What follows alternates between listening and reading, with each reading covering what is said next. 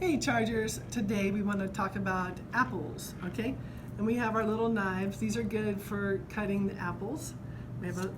We never worry about this. We just put it down, and do not put a dirty knife back into one of these, okay? Please. The teachers will come to you and get the knives from you after you're done using them. So I have a nice Granny Smith apple here. It has a hole in it. So here's my question. What's worse than finding a worm in your apple? Answer? A hole. A half worm. Oh. And half of a worm would be a worse thing. So there we are. I'm going to cut it in half. Okay? And then I'm going to put those down like this. It's a lot easier to control. All right? And I'm going to cut it into three slices, which will give me 4 pieces. All right? I kind of angled it towards the center. Then let's see what's in here. I'm going to go ahead and I'll cut it in half. Cut it in half again. And cut it in half one more time. All right, so then when you look at it, you'll say, oh, that one's good. There's no core in there. And this one, there's a little bit of that part.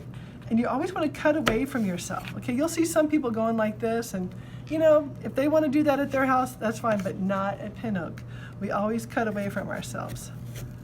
All right, so this, I have it coming this way, and that one's good. This didn't cut all the way through. I forgot to slide my knife.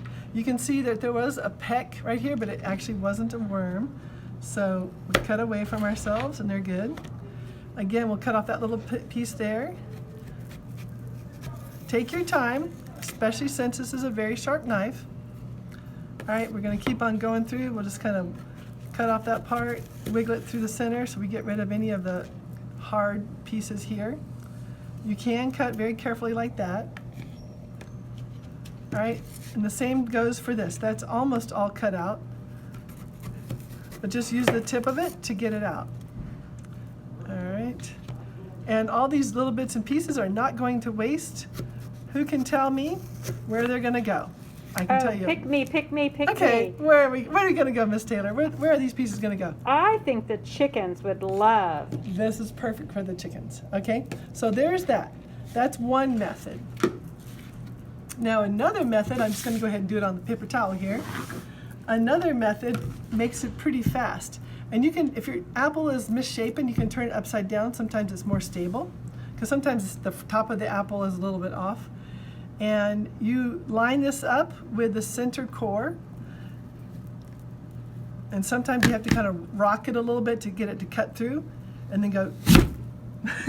A very juicy apple. Voila. And you look at it, it looks like almost all of the core has been held in there. Sometimes you have to like just take it and push it through. Again, carefully,